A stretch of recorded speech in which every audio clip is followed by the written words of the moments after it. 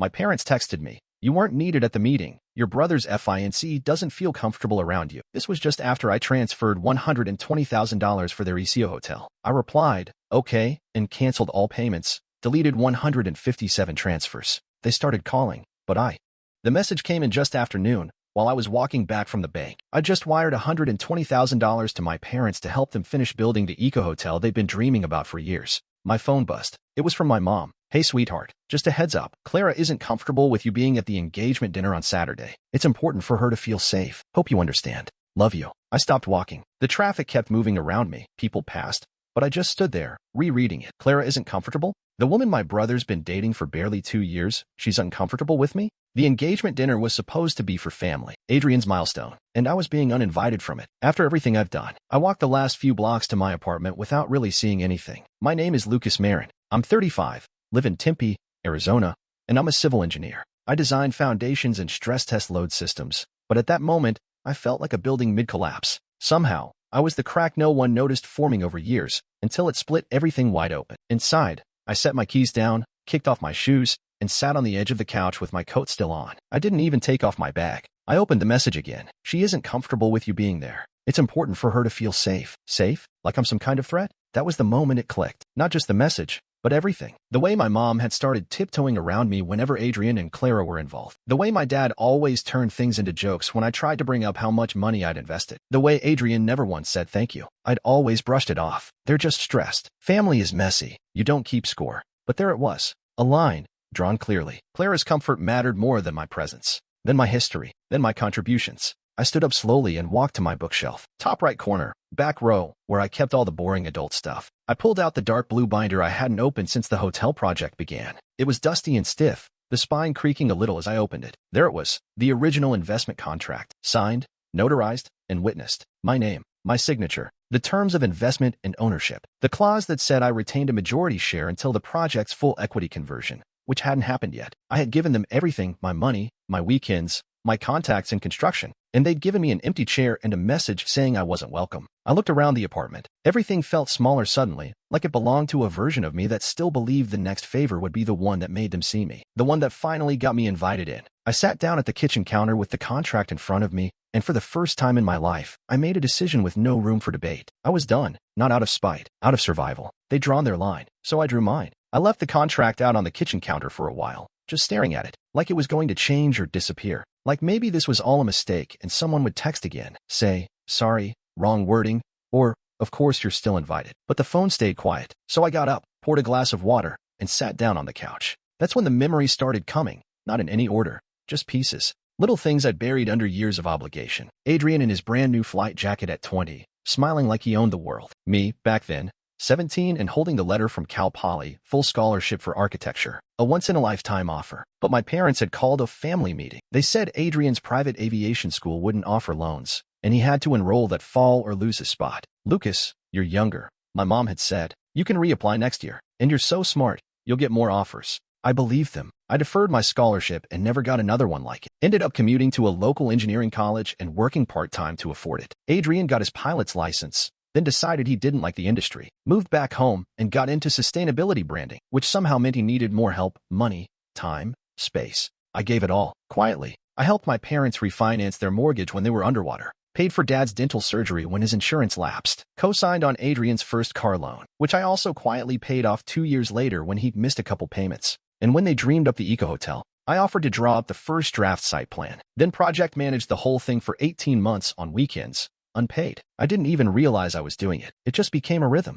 Lucas fixes it. Lucas handles it. Lucas won't mind. They never said thank you. Instead, they said things like, "You've always been the reliable one," or "That's just who you are," as if that made it okay to take. I looked around my apartment. Simple furniture, old TV, a stack of IKEA instructions I still hadn't thrown out. I wasn't bitter about the life I had.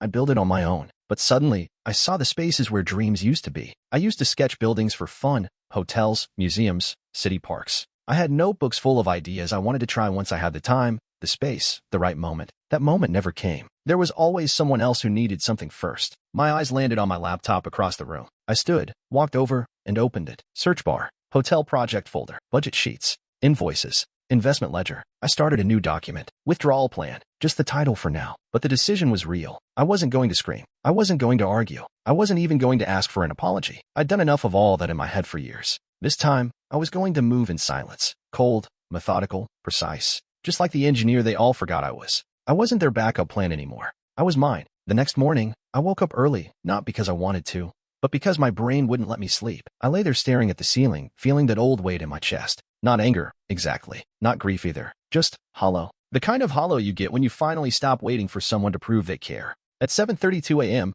I got up, made coffee, and opened my laptop. I clicked on my bank's website and pulled up my autopay schedule. Years of small, temporary obligations stared back at me. Most of them I barely remembered setting up. First on the list, the $1,250 monthly transfer to Adrian's rent account. Cancel. Then my dad's $420 truck lease payment, the one I'd agreed to cover just until he got back on his feet after that surgery 3 years ago. Cancel. Then my mom's $300 personal credit card. I didn't even know what it paid for anymore. Groceries? Her yoga classes? Maybe Clara's birthday brunches? Cancel. Next was the family vacation fund. $150 every month into a shared savings account, supposedly for family trips. But I hadn't been on a single one in 3 years. They'd gone without me to Sedona, Lake Tahoe, and most recently, Hawaii. Cancel. And last, the shared phone plan. 8 lines, mine, Adrian's, my parents', Clara's, and the cousins when they visited. Clara had once joked that I was like the family's IT department. I guess now the IT department was closed. Cancel. Each click felt like a quiet snap,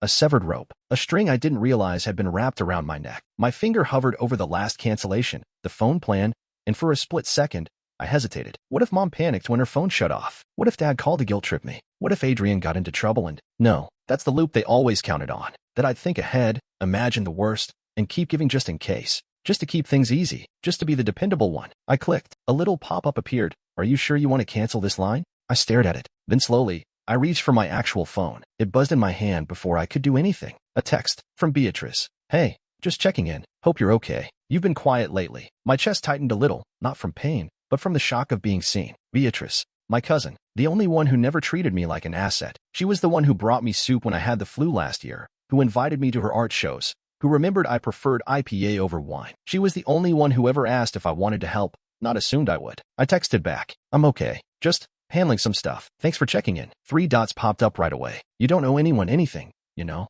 Just in case you forgot. Especially not people who forget who you are when you stop giving. I stared at that for a long moment. Then I smiled. It wasn't a happy smile, but it was solid, clean, like the air right after a storm. I looked back at the laptop. All the payments were gone. The cords were cut. My phone buzzed again. Another message from Beatrice. Whatever's happening, I'm proud of you. Seriously, you've always been the strong one, but you deserve peace too. I didn't realize I was crying until a drop hit the trackpad. It was quiet, quick, no drama, just a release. I wiped it away, stood up, and stretched my arms like I was coming out of a long sleep. This was the first morning in years that I didn't owe anybody anything, and I planned to keep it that way. The first call came that afternoon. I didn't recognize the number, but I knew exactly who it was. Adrian. I let it go to voicemail. He called again 5 minutes later, and this time I answered. Not because I wanted to talk, but because I wanted to hear how fast the panic would set in. Lucas, he said, no greeting. What the hell, man? My rent didn't go through. I sat back in my chair and stared at the ceiling. I canceled the transfer. What do you mean you canceled it? You always said. I always said it was temporary. There was a pause on his end, like he was trying to decide which version of himself to use.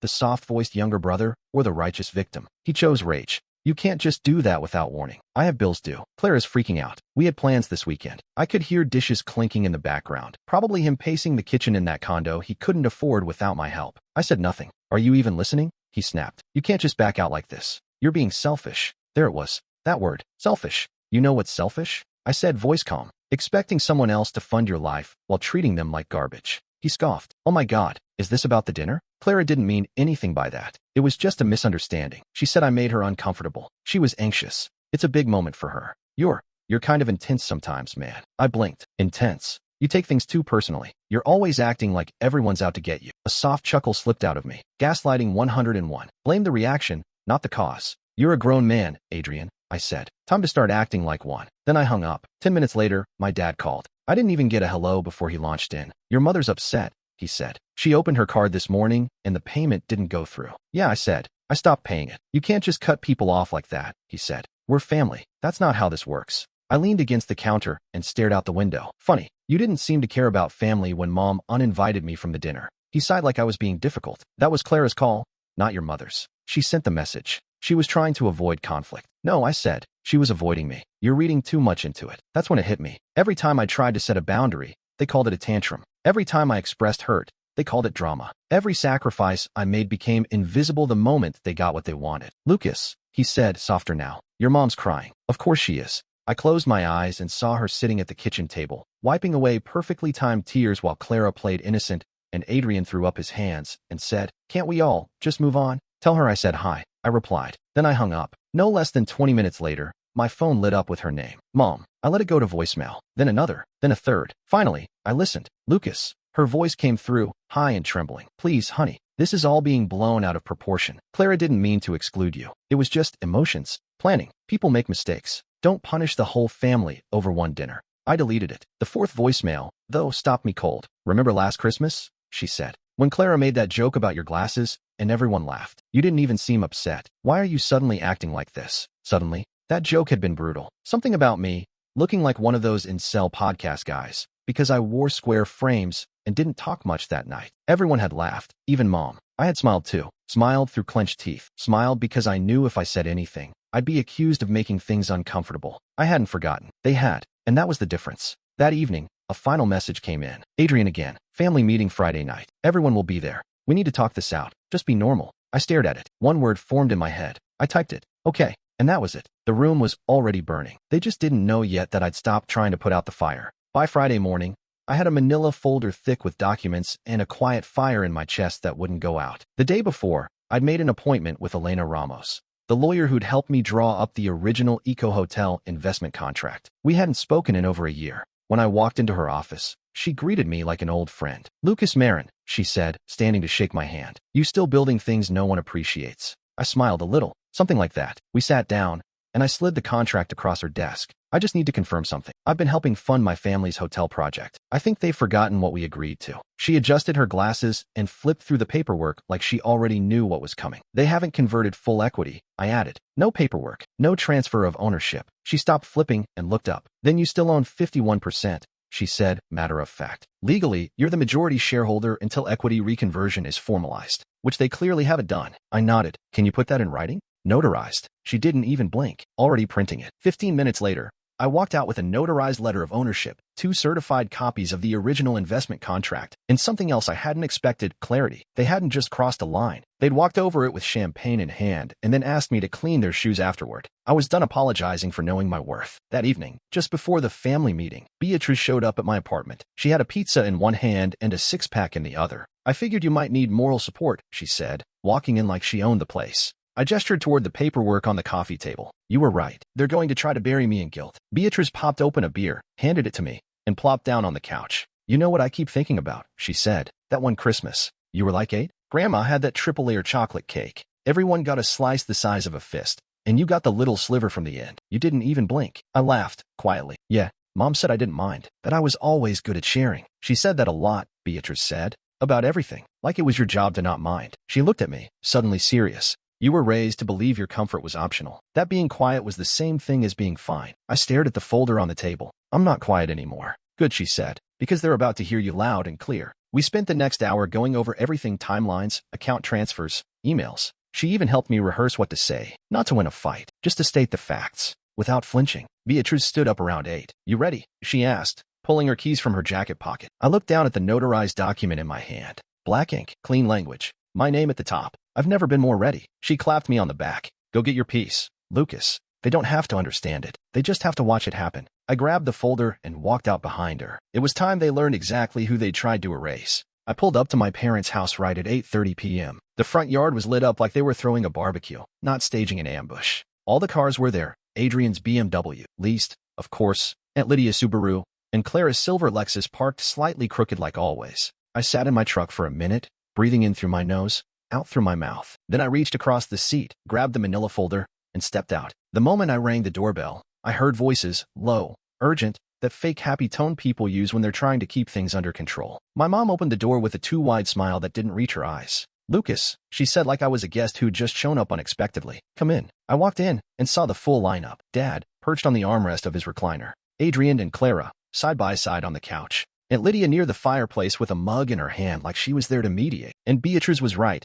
It was an ambush disguised as family. They'd even moved the coffee table to make the living room feel more open, like some kind of therapist's office. The fake warmth in the room made my skin crawl. "Let's all sit," my mother said, gesturing to the only remaining spot, a straight-back chair in the center, like a defendant in a courtroom. I sat down. Adrian spoke first. "Look, man, we wanted to talk face-to-face. You've been acting out, and it's gotten out of hand." Clara nodded with the kind of performative concern that makes your teeth hurt. "We're worried about you, Lucas." All of a sudden, hostility. "It's not like you." Hostility. That word hung in the air like a match. "I've stopped paying for things," I said calmly. "That's not hostility. That's boundaries." My father exhaled, shaking his head. "You cut off your mother's card without warning." My mother jumped in, voice trembling but carefully measured. "You could have talked to us. We're family. We work through things." I smiled a little at that. Did I get a call before I was uninvited from Adrian's engagement dinner? Clara leaned forward, hands clasped like she was giving a TED talk on grace under pressure. "That wasn't about excluding you. It was about my comfort. You've always had this energy. I didn't want to feel unsafe on my night." "Unsafe?" I asked, genuinely curious.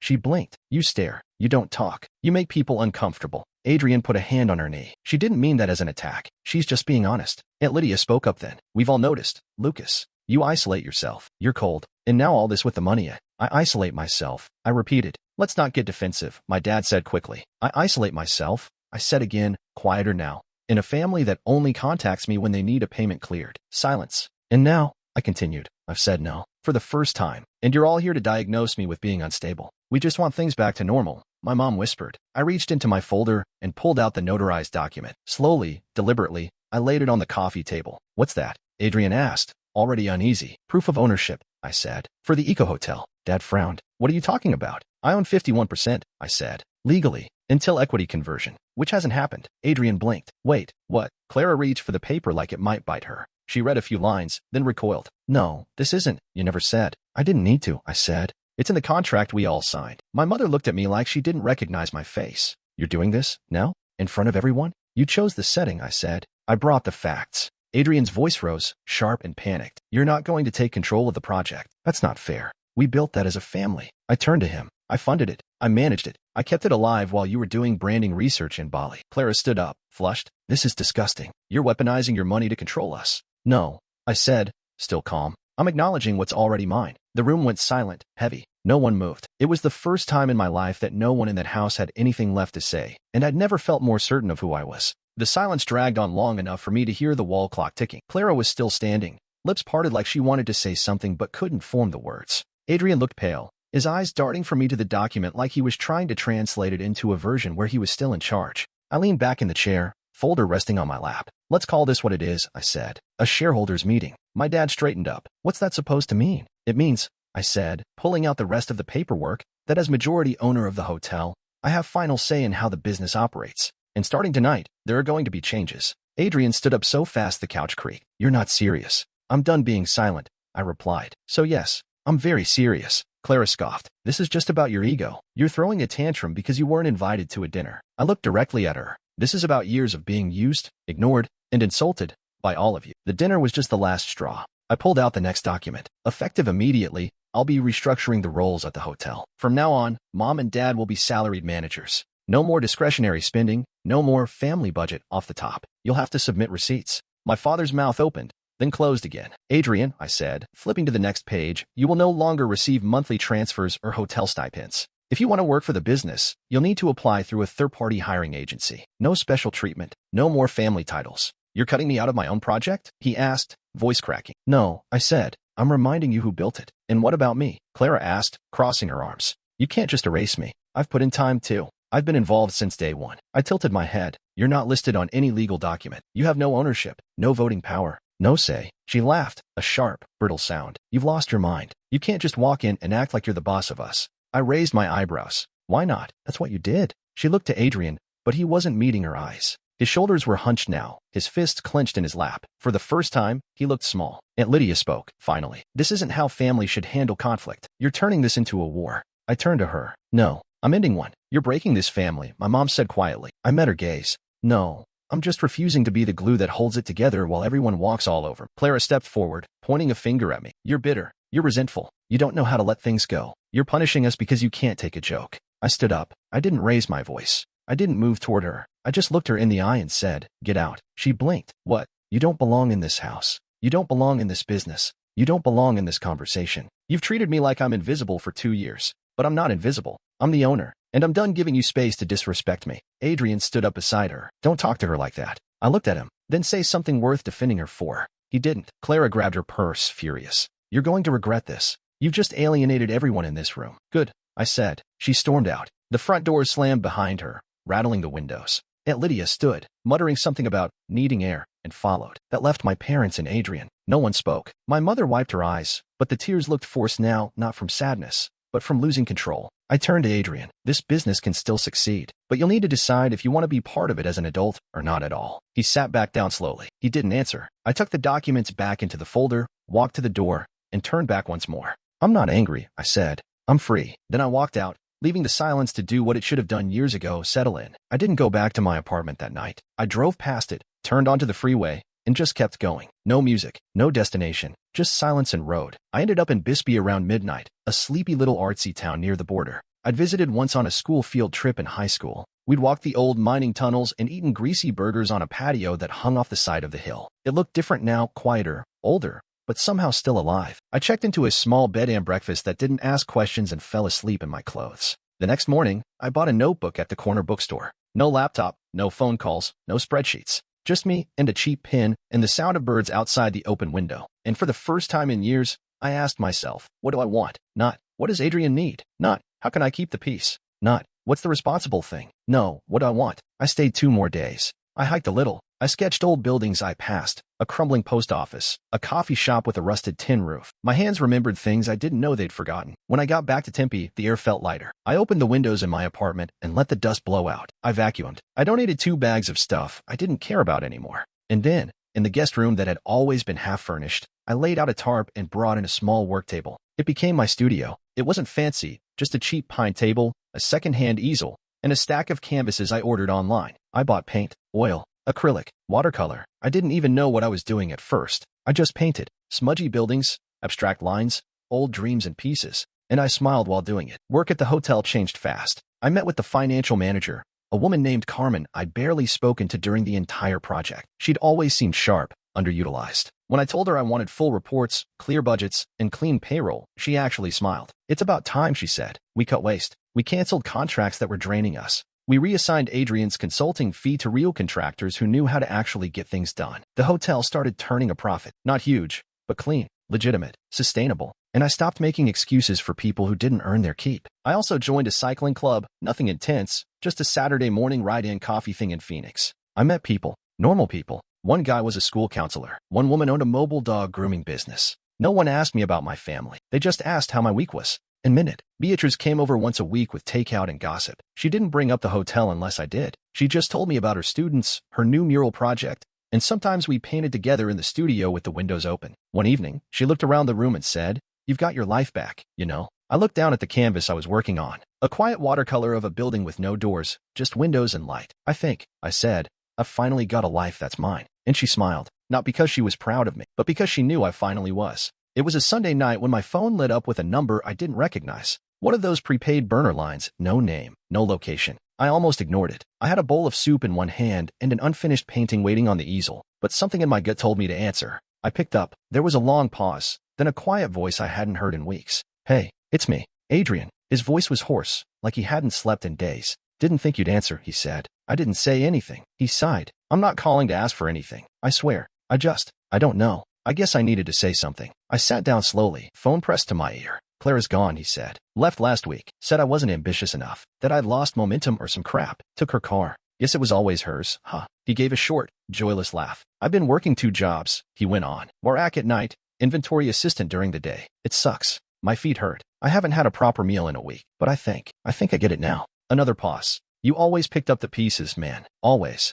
And I thought that made you weak, like you didn't know how to say no. But really, I think it just made you tired." I closed my eyes. He wasn't crying, but he sounded cracked, like a voice struggling under its own weight. "I didn't know how much you were holding, how much you gave up. I didn't want to know, I think. I was just so used to you being there, like air. And when the air goes missing, suddenly you feel every breath." I swallowed hard. "I'm not asking you to forgive me," he said. "I don't deserve that. But I wanted you to know I'm trying. I'm doing the work now. Late as hell. But still." There was a long silence between us. Then I said, quietly, "Good." He let out a breath shaky, like he'd been holding it the whole call. "I don't know if we'll ever talk again," he said. but thanks for everything you did, even the stuff I never saw, especially that. He didn't wait for a response, just said, take care, and hung up. I sat there, phone in my lap, soup forgotten. There was no grand apology, no dramatic plea for a second chance, just honesty, just a man scraping himself off the floor. And for the first time in years, I didn't feel responsible for him, but I didn't feel angry either. Maybe this was what peace actually looked like, not reconciliation, not hugs and tears. Just two people on separate roads, with one finally learning how to walk on his own. I picked up my brush, turned back to the painting, and started again. It's been 6 months. The hotel's doing better than anyone expected. Bookings are steady, the solar upgrades are complete, and Carmen, our new operations lead, has things running smoother than they ever did under my family's patchwork management. We renamed it too. Not something flashy, just Juniper Ridge. Clean, rooted, quiet. I don't go out there often, maybe once a month, to check the books or walk the grounds. It's not that I hate the place. I just don't need it to prove anything anymore. That part of me, the part that begged to be seen, to be appreciated, he's gone now. My days are simple. I wake up with the sun most mornings. I make coffee. I paint. Some days I ride with the cycling club. Some nights, Beatrice brings beer and we talk about anything but family. My guest room is now a full art studio. The walls are covered with pieces I used to be too embarrassed to finish. One canvas, the one I always pause in front of, is of a little boy, faceless, holding up a cracked blueprint while a crowd of taller people walk past him without looking. It took me a while to realize that blueprint was me. All those years spent designing a life to impress people who never stopped long enough to see what I'd drawn. My name is Lucas Marin. I'm 35 years old, and for most of my life, I thought being dependable meant being valuable. I thought if I just said yes enough times, they'd see me. If I carried enough weight, paid enough bills, smoothed over enough tension, eventually, I'd matter. But the truth is, I was mattering the whole time, just not to the people I kept sacrificing for. There's a quote I heard once. I don't remember who said it, but it stuck. You don't have to set yourself on fire to keep others warm. I lived by the opposite for years, until I didn't, until I chose myself, not in anger, not in revenge, just in peace. If you're reading this, or living some version of it, I hope you know something no one ever told me. You don't have to earn love by breaking yourself in half. You don't need to apologize for building boundaries. And walking away from people who only love you when you're useful? That's not cruelty. That's clarity. I don't know if Adrian will ever call again. I don't know if my parents will ever understand why I stopped showing up. I'm not waiting for that. I'm painting. I'm sleeping through the night. I'm laughing more. And for the first time in a long time, I feel whole. Not because they changed, but because I did.